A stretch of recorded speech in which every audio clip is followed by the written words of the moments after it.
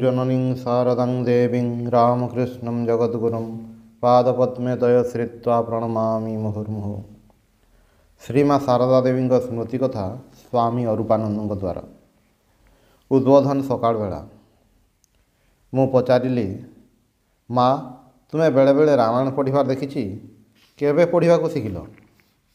माँ कहिले, पिला बेले प्रसन्न, रामनाथ एमाने सब चाटशाड़ी जाउथिले, सेमानक सहित बेले बेले जाउथिली, सेथिरु टिके शिखिथिली। परे कामारपुकुर रे लक्ष्मी और मु वर्ण परिचय बहीटी किछि किछि पढ़ुथिलु। भणजा हृदय बही छड़ाई नेला। कहिले, स्त्री लोक पाठ पढ़ा शिखती नहीं, शेष में कौन नाटक उपन्यास पढ़िब? लक्ष्मी तांको बही छाड़िला नहीं। झियारी हुए तो जबरदस्त रखीदेला। मु पुणी गोपन अणाए पैसा दे आउ गोटे बही किणी आनिली। लक्ष्मी चाटशाड़ी जाई पढ़ी आसुथिला, आसी पुणी मते पढ़ाउथिला। दक्षिणेश्वर भल करी शिखिबा हैला। ठाकुरे सेतेबेले चिकित्सा पाई श्यामपुकुर रे थिले। मु एकुटिया रहुथिली। भव मुखार्जी गोटे झील गाधोइबाकू आसुथिला। से मझिरे मझिरे अनेक समय मो पाखरे रहुथिला। से प्रतिदिन गाधोइबा बेले पाठ देउथिला और नेउथिला। मु ताकू सागपत्र और बगीचारू मते एठार जीए जहा देउथिला से सबू अनेक देउथिली। मु कहिली, माँ ठाकुरे जयरामबाटी कौन अनेक थर जाइथिले ना थरे अधे जाइथिले? माँ कहिले, अनेक थर जाइछंती। थरे थरे जाई 10-12 दिन रहुथिले। गाँ को जेबे जाइथिले जयरामबाटी सिहड़ ए सब बुली आसुथिले। सिहड़ थरे राखाल बालक मानकु खुआइथिले। मु पचारिली, एहा केबे? साधना समय रे ना तापरे? माँ कहिले, साधना परे।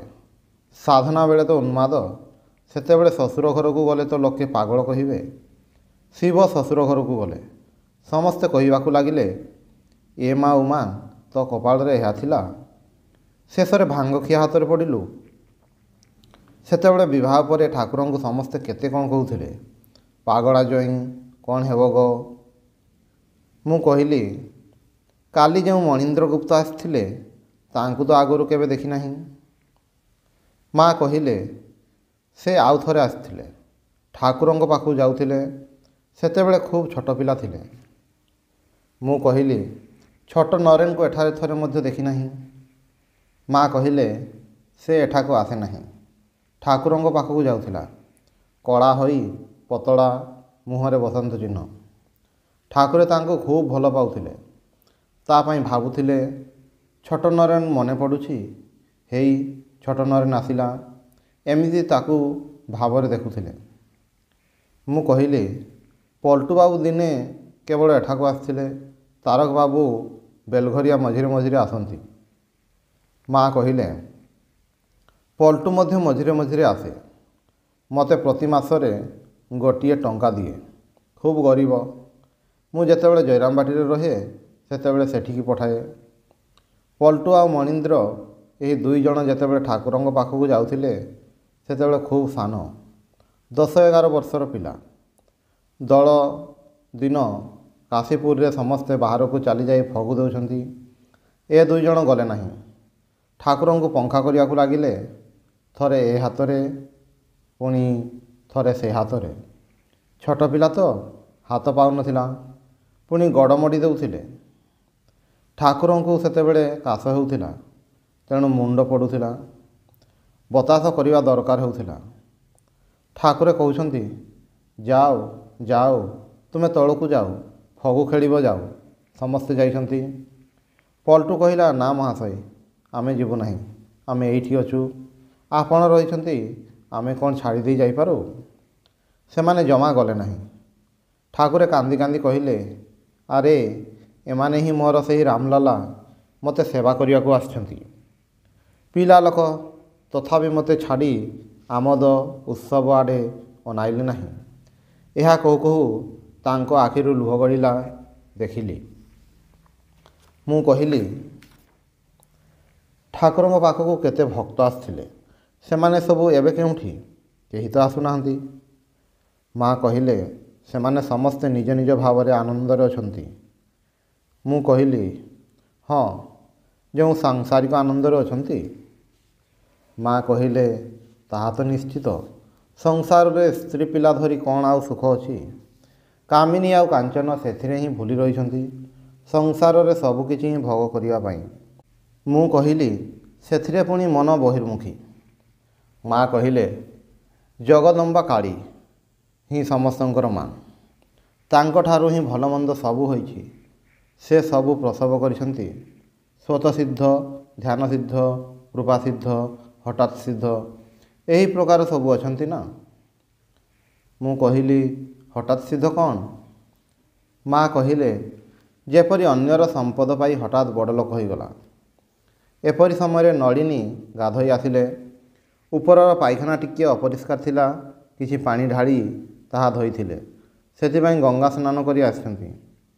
ମା ଦେଖି କହିଲେ, ନଳିନୀ, ଗଙ୍ଗାରେ ସ୍ନାନ କରି ଆସିଲୁ ନା କ'ଣ? ନଳିନୀ କାରଣ କହିଲେ। ମୁଁ କହିଲି, ପାଣି କଳରେ ଗାଧୋଇଲେ ତ ହୋଇଥାନ୍ତା।